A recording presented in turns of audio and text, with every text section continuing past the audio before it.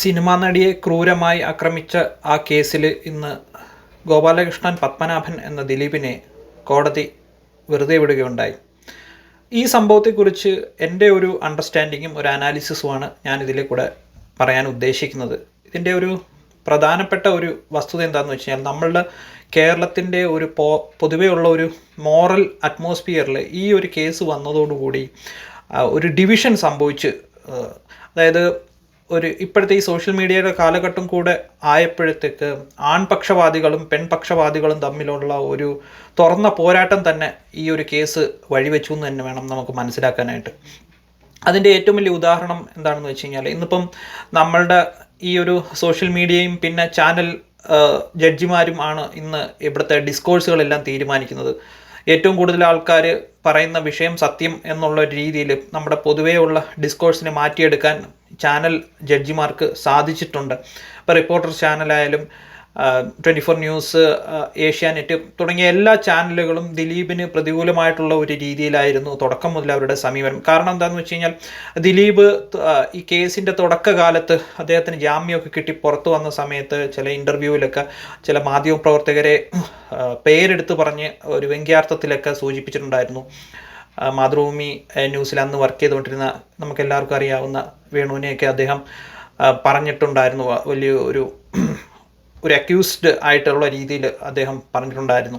അപ്പം അങ്ങനത്തെ ഒരു സാഹചര്യത്തിനകത്ത് മാധ്യമങ്ങൾ തുടക്കം മുതൽ തന്നെ ദിലീപിന് എതിരാവുന്ന ഒരു സാഹചര്യമാണ് ഉണ്ടായത്. അതിനുശേഷം പിന്നീട് സിനിമാ മേഖലയിൽ തന്നെ ദിലീപിന് വളരെയധികം ശത്രുക്കളുണ്ടായിരുന്നതായിട്ട് നമുക്ക് മനസ്സിലാക്കാൻ കഴിഞ്ഞു. അതിന് നമുക്ക് ഈസിയായിട്ട് ഐഡൻറ്റിഫൈ ചെയ്യുന്ന ഒരു സംഭവം എന്ന് വെച്ച് കഴിഞ്ഞാൽ, ദിലീപിൻ്റെ ഒരു ബന്ധു കൂടിയാണ് അഡ്വക്കേറ്റ് ജയശങ്കർ. അദ്ദേഹം ഒരു 3 ദിവസം മുന്നേ ഒരു ചാനലിന്, ഒരു ഓൺലൈൻ ചാനലിന് കൊടുത്ത ഒരു ഇൻ്റർവ്യൂവിനകത്ത് അദ്ദേഹം ദിലീപിൻ്റെ ചെയ്തികളെപ്പറ്റി എണ്ണി പറയുന്നുണ്ടായിരുന്നു. ആ വീഡിയോ ലക്ഷക്കണക്കിന് ആൾക്കാർ കണ്ടു. ഞാൻ ലേറ്റസ്റ്റ് നോക്കിയപ്പോൾ 5 ലക്ഷത്തിന് മേലുള്ള ആൾക്കാർ കണ്ട വീഡിയോ ആണത്. അപ്പോൾ അങ്ങനെ ഒരു അടുത്ത ബന്ധുവായിട്ടുള്ള ഒരു ജയശങ്കർ പോലുള്ള കേരളത്തിൻ്റെ സാമൂഹിക ആ ഒരു ഡിസ്കോഴ്സിനകത്ത് വളരെയധികം ഒരു ഹൈ പൊസിഷൻ മെയിൻറ്റെയിൻ ചെയ്യുന്ന ഒരു വ്യക്തി ദിലീപിനെതിരെ അങ്ങനെ പറയുമ്പോഴത്തേക്ക് എല്ലാവർക്കും ആ ഒരു മനസ്സിലൊരിത് വരും, ഇവനൊരു കൊള്ളരുതാത്തവനാണല്ലോ, ഇവനൊരു വൃത്തികെട്ടവനാണെന്നുള്ള ഒരു ചിന്ത മനസ്സിൽ വരും. ആ ജയശങ്കർ അതിനകത്ത് പറഞ്ഞ വിഷയങ്ങൾ ആധികാരികമായിട്ട് പറയുകയാണെന്നുണ്ടെങ്കിൽ, ഇപ്പോൾ വളരെയധികം സിനിമയ്ക്ക് ഉള്ളിൽ തന്നെ പല ഒതുക്കുകൾ ഒക്കെ നടത്തിയിട്ടുണ്ട്. ജയശങ്കർ വക്കീൽ പറഞ്ഞനുസരിച്ചാണെങ്കിൽ തിലകൻ്റെ കാര്യത്തിൽ ദിലീപിൻ്റെ ഇടപെടൽ ഉണ്ടായിട്ടുണ്ട്. പിന്നീട് പൃഥ്വിരാജിൻ്റെ ഒതുക്കാൻ വേണ്ടി ശ്രമിച്ചു. ജയസൂര്യ, പിന്നീട് ചില യുവ നടന്മാർ, കുഞ്ചാക്കോ ബോബൻ ഉൾപ്പെടെയുള്ള പല നടന്മാരെയും ഒതുക്കാൻ ശ്രമിച്ചതായിട്ട് അദ്ദേഹം പറയുന്നുണ്ട്. അതുപോലെ തന്നെ ചില സൂപ്പർ താരങ്ങളുടെ സിനിമയ്ക്ക് വരെ ആളെ കയറ്റി കൂവിക്കുക എന്നുള്ള ഒരു പദ്ധതിയും ദിലീപിന് ഉണ്ടായിരുന്നു എന്നാണ് അദ്ദേഹം ആ ഒരു വീഡിയോയിലൂടെ ഗുരുതരമായിട്ടുള്ള അക്യൂസേഷൻസ് നടത്തുന്നത്. അപ്പോൾ ആ പറഞ്ഞതൊക്കെ വസ്തുതാവിരുദ്ധമാണെന്നുണ്ടെങ്കിൽ ദിലീപ് അതിനെതിരെ നിയമ നടപടി സ്വീകരിക്കുമെന്ന് നമുക്ക് വേണമെങ്കിൽ പ്രതീക്ഷിക്കാം. ഇപ്പോൾ ദിലീപിനെ സംബന്ധിച്ചിടത്തോളം ഒരു 2ാം ജന്മം ആണ് ഇപ്പം കിട്ടിയിരിക്കുന്നത്. അദ്ദേഹം ആ കുറ്റകൃത്യത്തിൽ പങ്കെടുത്തിട്ടുണ്ടോ എന്നുള്ള മാത്രമാണ് കോടതി പരിശോധിച്ചത്. അല്ലാതെ അദ്ദേഹം ആ കുറ്റം ചെയ്തിട്ടുണ്ടോ എന്ന് കോടതിക്ക് നോക്കേണ്ട കാര്യമില്ല. കാരണം ഈ ഒരു ക്രിമിനൽ കേസ് നടക്കുന്ന ഒരു സാഹചര്യത്തിൽ അവിടെ കോടതിയുടെ ഫ്രണ്ടിൽ വരുന്ന തെളിവുകളുടെ അടിസ്ഥാനത്തിൽ മാത്രമേ കോടതിക്ക് അവിടെ ഒരു വിധി പ്രസ്താവിക്കാൻ കഴിയത്തുള്ളൂ. ഇവിടെ അതിജീവിതയ്ക്ക് നീതി ലഭിച്ചിട്ടുണ്ടോ എന്ന് ചോദിച്ചു കഴിഞ്ഞാൽ, കോടതിയുടെ ഫ്രണ്ടിൽ പോലീസ് ഹാജരാക്കിയ 1 മുതൽ 6 വരെയുള്ള പ്രതികൾക്ക് ശിക്ഷ വിധിക്കും. അത് കാരണം അവർ കുറ്റക്കാരാണെന്ന് കോടതി കണ്ടെത്തി. അപ്പം അതിനർത്ഥം അതിജീവിതയ്ക്ക് നീതി ലഭിച്ചു എന്ന് വേണമെങ്കിൽ നമുക്ക് ഒരു ഡോക്യുമെൻറ്റിംഗ് പ്രോസസ്സ് എന്നുള്ള രീതിയിൽ നമുക്ക് പറയാം. ബട്ട് ഒരു ലാർജർ മോറൽ സെൻസിനകത്ത് ഇതിൻ്റെ ഒരു ലാർജർ പിക്ചർ എടുക്കുകയാണെന്നുണ്ടെങ്കിൽ, ദിലീപ് ഈ കോൺസ്പിറൻസിയുടെ ഒരു മുൻ കൈ ആയിരുന്നു എന്ന് സൂചിപ്പിക്കുന്ന സമയത്ത് അതിനെതിരെ തെളിവുകൾ ഹാജരാക്കാൻ, കറക്റ്റായിട്ടുള്ള ദിലീപിനെ ആ കുറ്റത്തിൽ ശിക്ഷിക്കാൻ വേണ്ടിയിട്ടുള്ള പണിയെടുക്കാൻ വേണ്ടിയിട്ട് ആ പോലീസ് സംവിധാനത്തിനും പിന്നീട് പ്രോസിക്യൂഷനും കഴിഞ്ഞില്ല. അതുകൊണ്ടാണ് ജഡ്ജി ദിലീപിനെ വെറുതെ വിട്ടത്. അപ്പം ആ കാര്യത്തിൽ നമ്മൾ നോക്കേണ്ട ഒരു വസ്തുത എന്താണെന്ന് വെച്ച് കഴിഞ്ഞാൽ, നമ്മളെല്ലാവർക്കും അറിയാവുന്ന ഒരു കേരളത്തിലൊരു കോളിളക്കം സൃഷ്ടിച്ച ഒരു കേസായിരുന്നു സൗമ്യ വധക്കേസ്. ഗോവിന്ദച്ചാമി എന്ന് പറഞ്ഞ ഒരു ക്രിമിനൽ സൗമ്യയെ ട്രെയിനിൽ നിന്നും തള്ളിയിട്ടു ബലാത്സംഗം ചെയ്തു കൊന്നു എന്നാണ് ആ കേസ്. അത് സെഷൻസ് കോടതിയിൽ കേസ് നടന്നപ്പോൾ ഹൈക്കോടതിയിൽ നടന്നപ്പോഴും ഗോവിന്ദചാമിയെ വധശിക്ഷയ്ക്ക് വിധിച്ചു. ആ ഒരു കേസിൻ്റെ വക്കാലത്ത് ഏറ്റെടുത്തിട്ടാണ് അഡ്വക്കേറ്റ് ആളൂർ എന്ന് പറയുന്ന അദ്ദേഹം കേരളത്തിലെ മൊത്തത്തിലുള്ള മൊറാലിറ്റിയെ ചോദ്യം ചെയ്തുകൊണ്ട് പുറത്തു വന്നത്. അദ്ദേഹം ഒരു 6-7 മാസം മുന്നേ അദ്ദേഹം മരിച്ചു പോയിട്ടുണ്ടായിരുന്നു. അപ്പം അദ്ദേഹത്തിൻ്റെ പല വീഡിയോയുടെ അടിയിൽ പോയി കഴിഞ്ഞാൽ അദ്ദേഹത്തിന് പ്രാവിക്കൊണ്ടും വളരെ അസഭ്യമായിട്ടുള്ള രീതിയിൽ തെറി പറഞ്ഞുകൊണ്ട് ഒരാൾ മരണത്തിൽ സന്തോഷിക്കുന്നു എന്നൊക്കെ പറഞ്ഞുള്ള രീതിയിൽ വളരെ തെറി പറഞ്ഞുകൊണ്ടൊക്കെ ആൾക്കാർ വീഡിയോയുടെ അടിയിൽ കമൻറ്റ് ചെയ്തിട്ടുണ്ടായിരുന്നു. അപ്പോൾ അതിന് അത്രത്തോളം വെറുപ്പ് ആൾക്കാർക്ക് ആളൂരിനോടുണ്ടായിരുന്നു. പക്ഷേ ഞാൻ ആളൂരിൻ്റെ സൈഡിൽ നിന്നും സംസാരിക്കുന്നില്ല, ആളൂരിനെ എഗൻസ്റ്റായിട്ടും ഫോറായിട്ടും ഞാൻ സംസാരിക്കാൻ താല്പര്യപ്പെടുന്നില്ല. കാരണം ആളൂർ അദ്ദേഹത്തിൻ്റെ കയ്യിൽ കിട്ടിയ പ്രതിക്ക് വേണ്ടിയിട്ട് ഇത് കാശ് കൊടുത്തപ്പോൾ വാദിച്ചു, അദ്ദേഹം പണി ചെയ്തു പോയി. അപ്പം ഈ ലോകത്ത് ആദ്യമായിട്ട് ഒരു കുറ്റവാളിക്ക് വേണ്ടിയോ അല്ലെന്നുണ്ടെങ്കിൽ ഒരു റേപ്പ് കേസിലെ അക്യൂസ്ഡ് വേണ്ടിയോ വാദിക്കുന്ന വ്യക്തിയൊന്നുമല്ല ആളൂർ. ഇതുപോലെ ഇഷ്ടംപോലെ റേപ്പ് കേസുകൾ നടന്നിട്ടുണ്ട്. അതിൽ വന്നിട്ടുള്ള പല ആൾക്കാരെയും പല ഡിഫൻസ് ലോയർമാരും വാദിച്ച് കോടതിയിൽ നിന്ന് പുറത്തു വന്നിട്ടുണ്ട്. കുറേ പേർക്ക് ശിക്ഷ കിട്ടിയിട്ടുണ്ട്. പക്ഷേ ശിക്ഷ കിട്ടണം എന്നുണ്ടെന്നുണ്ടെങ്കിൽ ആ ഒരു നീതി നടപ്പാക്കണമെന്നുണ്ടെങ്കിൽ നമുക്ക് പോലീസ് സംവിധാനം കാര്യക്ഷമമായിട്ട് പ്രവർത്തിച്ച ശേഷം കുറ്റം ചെയ്തിട്ടുള്ള ആൾക്കാർക്കെതിരെ മാക്സിമം തെളിവുകൾ ഹാജരാക്കി ജഡ്ജിയെ ബോധ്യപ്പെടുത്തുക എന്നുള്ളത് മാത്രമേ ഉള്ളൂ അവർക്ക് ചെയ്യാൻ പറ്റുന്ന കാര്യം. അല്ലാതെ മാധ്യമ വിചാരണ നടത്തി കഴിഞ്ഞിട്ട് ഒരിക്കലും ജഡ്ജിക്ക് മാധ്യമ വിചാരണയോട് സ്വാധീനിക്കാൻ പറ്റത്തില്ല. ഞാൻ ഈ സൗമ്യ വധക്കേസുമായിട്ട് ഇത് ബന്ധപ്പെടുത്തേണ്ട കാരണം എന്ന് വെച്ച് കഴിഞ്ഞാൽ, സൗമ്യ വധക്കേസിൽ സുപ്രീം കോടതി പോയപ്പോഴത്തേക്ക് ഗോവിന്ദചാമിയുടെ വധശിക്ഷ ഡൈല്യൂട്ട് ചെയ്ത് കൊടുത്തതിൻ്റെ പ്രധാന കാരണം എന്താണെന്ന് വെച്ച് കഴിഞ്ഞാൽ, മർഡർ എന്നുള്ള ആ ഒരു സംഭവം അത് ഗോവിന്ദചാമി കമ്മിറ്റ് ചെയ്തിട്ടുള്ളതായിട്ട് സംശയലേശമന്യേ പ്രോസിക്യൂഷന് അവിടെ വാദിച്ച് വിജയിക്കാൻ സാധിച്ചില്ല. അതുകൊണ്ട് മർഡർ എന്നുള്ള ചാർജ് ഒഴിവാക്കി റേപ്പിനും മറ്റുള്ള ചാർജുകൾക്കൊക്കെയാണ് ഗോവിന്ദചാമിയെ ശിക്ഷിച്ചത്. അതുകൊണ്ടാണ് വധശിക്ഷ ഒഴിവായത്. അപ്പം ഇങ്ങനത്തുള്ള ഈ ടെക്നിക്കാലിറ്റി എല്ലാം കോടതി നോക്കും. കാരണം സൗമ്യയുടെ ഒരു കേസ് വന്ന സമയത്ത് അത് സെഷൻസ് കോടതിയിൽ നിന്ന് പിന്നീട് ഹൈക്കോടതിയിൽ പോയ സമയത്താണെങ്കിൽ പോലും അത് വളരെയധികം സെൻസേഷനും കേരള മനസാക്ഷി ഞെട്ടിച്ച ഒരു വിഷയമായത് കാരണം അങ്ങനത്തുള്ള സെൻസേഷനലിസം ജഡ്ജിമാരുടെ ഒരു വിധിയെ ബാധിക്കും, അല്ലെങ്കിൽ അതിനൊരു ബയാസ് സംഭവിക്കും എന്നുള്ള ഒരു വസ്തുത നിലനിർത്തിക്കൊണ്ട് തന്നെയാണ് ആ സുപ്രീം കോടതിയിലോട്ട് ആ കേസ് പോയത്. സുപ്രീം കോടതിയിൽ ആ കേസ് ചെന്ന സമയത്ത് സുപ്രീം കോടതി കേസിൻ്റെ മെറിറ്റ് മാത്രമേ നോക്കത്തുള്ളൂ. കാരണം സുപ്രീം കോടതി ഇരിക്കുന്ന ജഡ്ജിമാരൊന്നും മലയാളത്തിലോ ചാനലുകളോ മലയാളത്തിലെ പത്രങ്ങളോ ഒന്നും വായിക്കുന്നില്ല. പിന്നെ എന്തെങ്കിലുമൊക്കെ ചെറിയ രീതിയിൽ ന്യൂസുകൾ വന്നു കഴിഞ്ഞാൽ അവരെ സംബന്ധിച്ച് അതൊരു പാസീവ് ന്യൂസായിട്ട് അവർ വായിച്ച് കളയത്തേ ഉള്ളൂ. പിന്നെ അവർ നോക്കുന്നത് വെച്ചാൽ കറക്റ്റായിട്ട് ഫ്രെയിം ചെയ്തിട്ടുണ്ടോ, ചാർജ് ഷീറ്റ് കറക്റ്റാണോ, ഈ പ്രതികൾ ചെയ്തിട്ടുള്ള കുറ്റങ്ങളെല്ലാം സംശയലേശമന്യേ തെളിയിക്കാൻ പ്രോസിക്യൂഷന് കഴിഞ്ഞിട്ടുണ്ടോ എന്ന് മാത്രമേ നോക്കത്തുള്ളൂ. ആ മെറിറ്റ് നോക്കിയ ശേഷം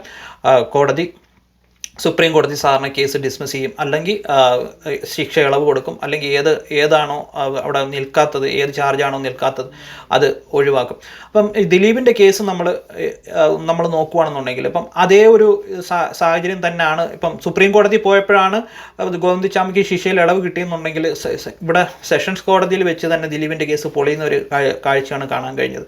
ദിലീപിനെ ആൾക്കാർ കുടുക്കിയതാണോ അതോ ഇനി ദിലീപ് ഈ കേസിനകത്ത് യഥാർത്ഥത്തിൽ ഇൻവോൾവ് ആവുന്നുള്ള കാര്യം അത് നമുക്കിപ്പം പറയാൻ പറ്റില്ല. കാരണം കോടതി ദിലീപിന് കുറ്റക്കാരനല്ലെന്ന് കണ്ടു വിധിച്ച കാരണം നമുക്ക് അതിനെ മാനിക്കാൻ മാത്രമേ ഇപ്പം പറ്റത്തുള്ളൂ. അപ്പം കോടതിയുടെ ഫ്രണ്ടിൽ ഇപ്പം ദിലീപിൻ്റെ കേസ് വരുന്ന സമയത്ത് അവിടെ 2 രീതിയിലായിരിക്കും വാദങ്ങൾ നടക്കുന്നത്. ഫസ്റ്റ് ഓഫ് ഓൾ ദിലീപിന് വേണ്ടി വാദിക്കുന്ന ആൾക്കാർ ദിലീപിനെ എന്തുകൊണ്ട് കുറ്റക്കാരനല്ല എന്നാണ് അവർ പ്രൂവ് ചെയ്യാൻ ശ്രമിക്കുന്നത്. അത് മിറ്റിഗേറ്റിംഗ് സർക്കംസ്റ്റാൻസസ് എന്നാണ് അതിന് പറയുന്നത്. അപ്പോൾ അങ്ങനെ വരുമ്പോഴത്തേക്ക് ദിലീപിൻ്റെ പേരിൽ വന്നിട്ടുള്ള ആരോപണങ്ങളെല്ലാം അല്ലെങ്കിൽ പ്രോസിക്യൂഷൻ ചാർജ് ഷീറ്റിനകത്ത് പറഞ്ഞിട്ടുള്ള കാര്യങ്ങൾ അഗ്രവേറ്റിംഗ് സർക്കംസ്റ്റാൻസസ് എന്ന് പറയും. ദിലീപിനെ കുറ്റക്കാരനാക്കാൻ വേണ്ടിയിട്ട് ഉള്ള ഒരു സ്റ്റാൻഡാണ് പ്രോസിക്യൂഷൻ എടുക്കുന്നത്. അപ്പം പ്രോസിക്യൂഷൻ എടുക്കുന്ന സ്റ്റാൻഡ് വെച്ച് നോക്കുകയാണെന്നുണ്ടെങ്കിൽ പ്രോസിക്യൂഷൻ്റെ വാദങ്ങളെല്ലാം വളരെ വീക്കായിരുന്നു ദിലീപിൻ്റെ ആ ഒരു വിഷയത്തിനകത്ത്. കാരണം ദിലീപ് ഒരു വലിയ നടനാണ്, അതുകൊണ്ട് ദിലീപ് ഇങ്ങനെ ചെയ്യും, ദിലീപിൻ്റെ കല്യാണം മുടക്കിയതിൻ്റെ ഡൈവേഴ്സ് ആയതിൻ്റെ ആ ഒരു വാശിക്കാണ് ഇങ്ങനെ ചെയ്തത് തുടങ്ങിയ, പിന്നെ ദിലീപ് തന്നെ പല ആൾക്കാരെടുത്തും ഇവളെ ഞാൻ വെറുതെ വിടില്ല എന്നൊക്കെ ഉള്ള രീതിയിൽ ചില കാര്യങ്ങൾ പറഞ്ഞിട്ടുണ്ട്. അപ്പം അങ്ങനത്തൊക്കെ ഉള്ള വാദങ്ങൾ മാത്രമേ പ്രധാനമായിട്ടും ഇതിനകത്ത് കൊണ്ടായിരുന്നുള്ളൂ. അതും കൂടുതലും ഈ മാധ്യമ വിചാരണയുമായിട്ട് ബന്ധപ്പെട്ടുള്ള ഒരു ബയാസ് അതിൽ വന്നിട്ടുണ്ടെന്ന് വേണം നമുക്ക് മനസ്സിലാക്കാനായിട്ട്. കാരണം അത്രയും എതിരായിരുന്നു മാധ്യമങ്ങൾ ദിലീപിന്. അത് ദിലീപിൻ്റെ ആ ഒരു പ്രവൃത്തി കൊണ്ടും ദിലീപിനെ പൊതുവേ ചില ആൾക്കാരുടെ ഇടയിൽ സ്വീകാര്യനല്ലായിരുന്നത് കൊണ്ടുമാണ് അത് സംഭവിച്ചെന്ന് വേണം നമുക്ക് അനുമാനിക്കാനായിട്ട്. അതുപോലെ തന്നെ ദിലീപ് അമ്മയുടെ തന്നെ സിനിമാ താരങ്ങളുടെ അസോസിയേഷനായ അമ്മയിൽ തന്നെ വലിയൊരു പൊസിഷനിലായിരുന്നു. 2020 പോലുള്ള സിനിമ പ്രൊഡ്യൂസ് ചെയ്ത് സംഘടനയ്ക്ക് പൈസ കൊണ്ടുവന്നു. അതിനുശേഷം എല്ലാ മേഖലയിലും, നിർമ്മാണ മേഖലയിലായാലും പ്രദർശന മേഖലയിലായാലും തിയേറ്റർ ഉടമസ്ഥന്മാരുടെ മേഖലയിലായാലും ദിലീപ് ഒരു അപ്രമാദിത്യം നേടിയെടുക്കുന്നത് കണ്ടു. അപ്പോൾ അത്രയും നാൾ ഫീൽഡിലുണ്ടായിരുന്ന ലിബർട്ടി ബഷീറിനെ പോലുള്ള പല ആൾക്കാർക്കും അതിനെപ്പറ്റിയൊക്കെ പല എതിരഭിപ്രായങ്ങളും ഉണ്ടായിരുന്നു. അപ്പോൾ അങ്ങനെ വന്നപ്പോഴത്തേക്ക് സിനിമാ മേഖലയിൽ ഒരു കളക്റ്റീവായിട്ട് രണ്ട് ചേരി തിരിഞ്ഞ ശേഷം ഒന്ന് ഫോർ ദിലീപും ഒന്ന് എഗൻസ്റ്റ് ദിലീപ് എന്നുള്ള രീതിയിൽ വന്നു. കാരണം നമ്മളെല്ലാം കണ്ടതാണ് അതിജീവിതയ്ക്കൊപ്പം എന്ന് പറഞ്ഞ് പൃഥ്വിരാജും കുറച്ച് നടന്മാരും അന്ന് അമ്മയിൽ പ്രശ്നം ഉണ്ടാക്കിയതും അതിനുശേഷം ദിലീപിനെ പുറത്താക്കുന്നത്. ഇപ്പം അങ്ങനെ വന്നപ്പോഴത്തേക്ക് അതിനകത്ത് തന്നെ ഒരു ഡിവിഷൻ വന്നു. പിന്നെ അതുപോലെ തന്നെ ദിലീപിൻ്റെ മുൻ ഭാര്യയായിട്ടുള്ള മഞ്ജു വാര്യറിന് ഈ വിഷയത്തിൽ എന്തോ ഗൂഢാലോചന ഉണ്ടെന്നൊക്കെ പറഞ്ഞപ്പോഴത്തേക്ക് അത് ദിലീപിന് എതിരായിട്ട് സംഭവിച്ചു. കാരണം കേരളത്തിൻ്റെ മനസ്സാക്ഷി ഇപ്പോഴും മഞ്ജു വാര്യറിൻ്റെ കൂടെ തന്നെയാണ്. കാരണം നമ്മൾ മഞ്ജു വാര്യറിനെ അത്രയധികം ഇഷ്ടപ്പെട്ടിട്ടുള്ള ഒരു വ്യക്തിയാണ്. അപ്പോൾ അത് വെച്ച് നോക്കുമ്പോഴത്തേക്ക് മഞ്ജു വാര്യർ എന്ത് പറയുന്നു അത് സത്യമാണെന്നുള്ള രീതിയിൽ നമ്മൾ വിശ്വസിക്കും. കാരണം മഞ്ജുവിൻ്റെ കഥാപാത്രങ്ങൾ അത്രത്തോളം നമ്മളെല്ലാം സ്വാധീനിച്ചിട്ടുണ്ട്. എനിക്ക് തോന്നുന്നു മലയാളത്തിൽ ശോഭന കഴിഞ്ഞ് കഴിഞ്ഞാൽ നമ്മളെല്ലാം ഏറ്റവും കൂടുതൽ സ്വാധീനിച്ചിട്ടുള്ള ഒരു നടി മഞ്ജു വാര്യർ. അപ്പോൾ മഞ്ജു വാര്യറിൻ്റെ ആ ഒരു തുറന്നു പറച്ചിൽ അല്ലെങ്കിൽ ഇതിനകത്തൊരു ഗൂഢാലോചന എന്നുള്ള ഒരു പറച്ചിൽ അത് കേരളത്തിൻ്റെ മനസാക്ഷിയെ കാര്യമായിട്ടുള്ള ബാധിച്ചു. അതുപോലെ തന്നെ ആ അതിജീവിതയായിട്ടുള്ള പെൺകുട്ടിയും നമുക്ക് വളരെയധികം വേണ്ടപ്പെട്ട ഒരു, അല്ലെങ്കിൽ നമുക്ക് വളരെയധികം ഒരു അടുപ്പമുള്ള ഒരു നടിയാണ്. അപ്പോൾ അങ്ങനെ വരുമ്പോഴത്തേക്ക് അവർ നമ്മളുടെ വീട്ടിലെ ഒരു കുട്ടിയായിട്ട് നമ്മളത് കണ്ട ശേഷം അങ്ങനത്തുള്ള ഒരു വൈകാരികമായിട്ടുള്ളൊരു അടുപ്പം വരികയാണ് സംഭവിച്ചത്. അപ്പോൾ ആ വൈകാരികമായിട്ടുള്ള അടുപ്പം ആൾക്കാർക്ക് സംഭവിക്കുമ്പോഴത്തേക്ക് ഈ കോടതിയിൽ കേസുകളും അതൊക്കെ വരുമ്പോഴത്തേക്ക് അതിൻ്റെ മെറിറ്റിലോട്ട് ജഡ്ജി പോകുമ്പോഴും നമ്മൾ ആ വൈകാരികയുടെ പുറത്താണ് നമ്മൾ നിൽക്കുന്നത്. അപ്പോൾ ആ ഒരു സംഭവമാണ് ദിലീപിൻ്റെ കേസിൽ ഇത്രയും വലിയ ഒരു മാധ്യമ വിചാരണയ്ക്കും പിന്നീട് ഒരു ഔട്ട്റേജിനും കാരണമായിട്ടുള്ളതെന്ന് നമുക്ക് മനസ്സിലാക്കാൻ. ഇപ്പം ദിലീപിന് ഞാൻ നേരത്തെ തന്നെ സൂചിപ്പിച്ചു, വളരെ വീക്കായിട്ടുള്ള ഒരു അക്യൂസേഷനായിരുന്നു ദിലീപിനെതിരെ വന്നിട്ടുണ്ടായിരുന്നത്. അപ്പോൾ അങ്ങനത്തുള്ള ഒരു അക്യൂസേഷൻ വരുന്ന സമയത്ത് ഡിഫൻസ് ലോയറിന് വളരെ എളുപ്പമാണ് ഇതൊക്കെ പൊളിച്ചെടുക്കാനായിട്ട്. കാരണം ദിലീപിനെതിരെ 800-ൽ പരം ഡോക്യുമെൻ്റ് എവിഡൻസ് ഉണ്ടായിരുന്നു, 261 വിറ്റ്നസ്സും ഉണ്ടായിരുന്നു. പക്ഷേ ഈ പല വിറ്റ്നസ്സുകളും ഇതിൻ്റെ വിസ്താരത്തിൻ്റെ ഇടയ്ക്ക് പലരും കൂറുമാറി.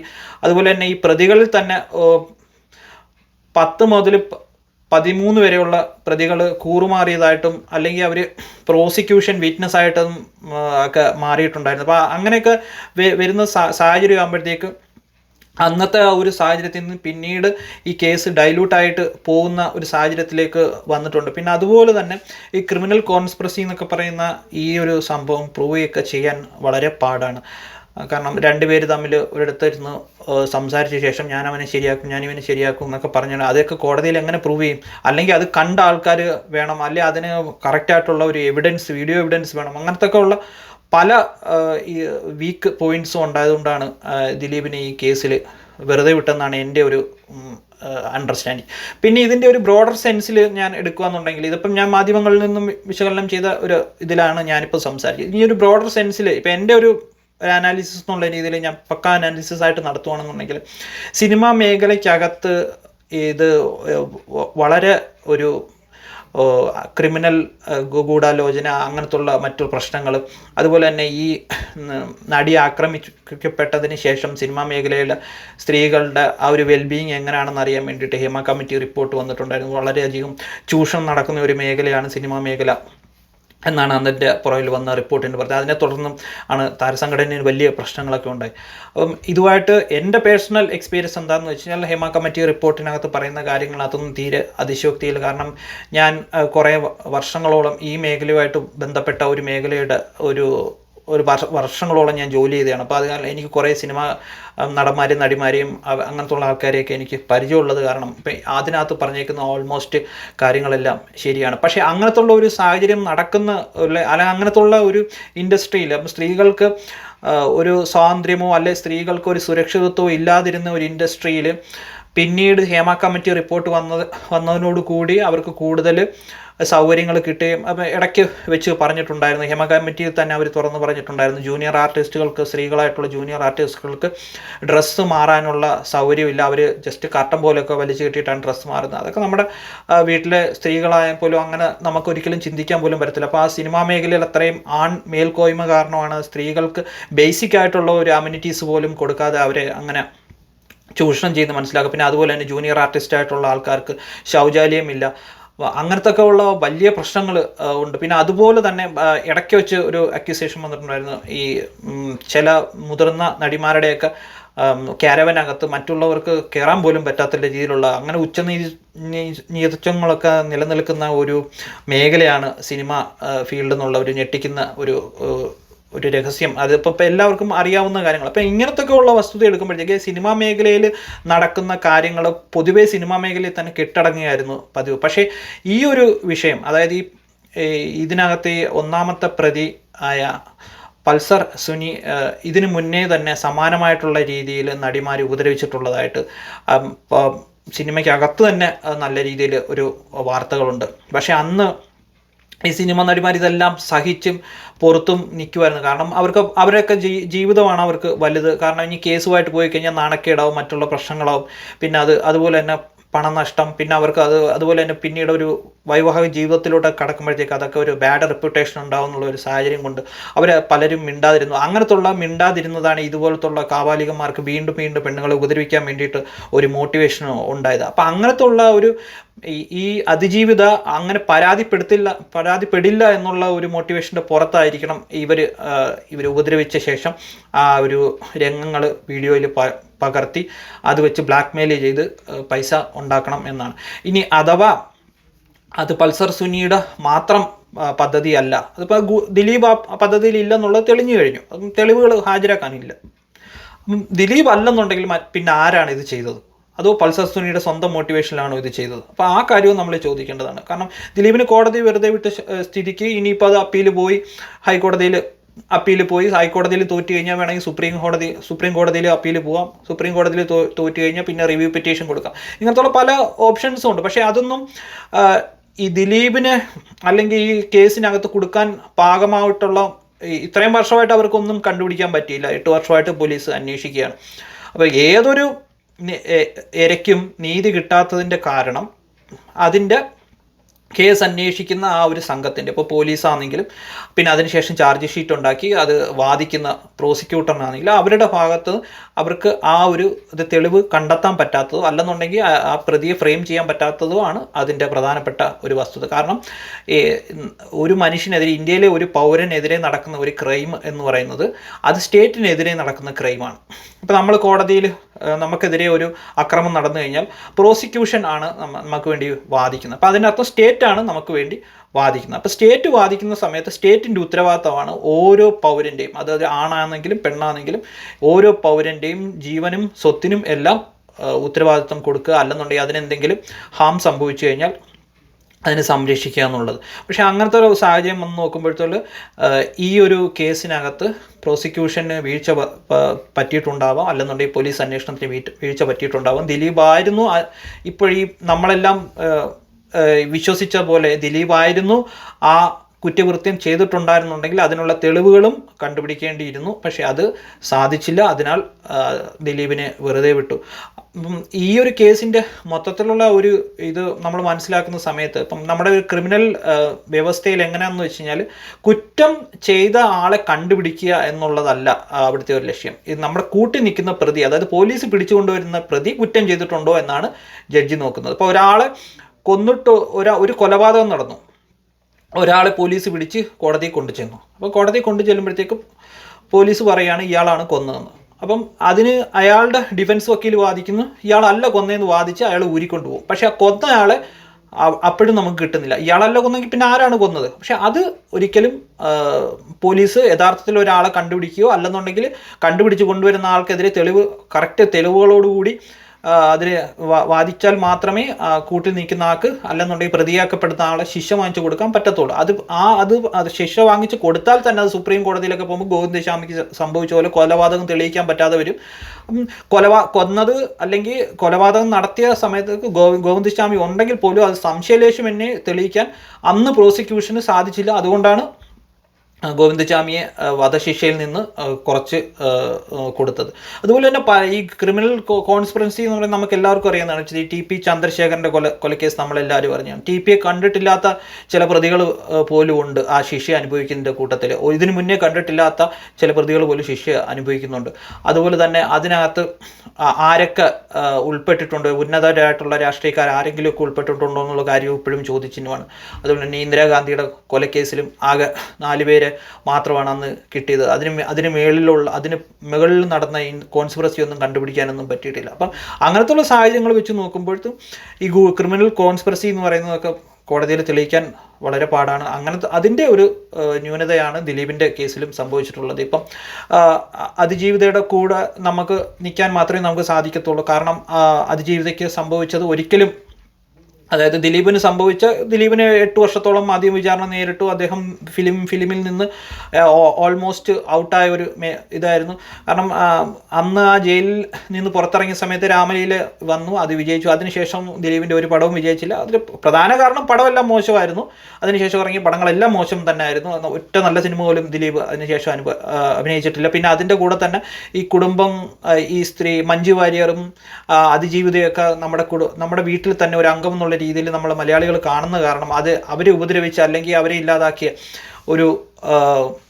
ഒരാളെ ഒരു ദുഷ്ട കഥാപാത്രമായിട്ട് എല്ലാവരും കണ്ടു. കാരണം മഞ്ജു വാര്യറിനെയൊക്കെ പല അമ്മമാരും കണ്ടുകൊണ്ടിരുന്നത് എൻ്റെ സ്വന്തം മോളെന്നുള്ള, അല്ലെ എൻ്റെ സ്വന്തം അനിയത്തി, അല്ലെ എൻ്റെ സ്വന്തം ചേച്ചി എന്നുള്ള രീതിയിൽ കണ്ടുകൊണ്ടിരുന്നത്. എൻ്റെ സ്വന്തം ചേച്ചിയെ ഉപേക്ഷിച്ചവനെ എനിക്ക് വൈരാഗ്യം ഉണ്ടെന്നുള്ള ഒരു മനസ്ഥിതിയാണ് എല്ലാവർക്കും വന്നത്.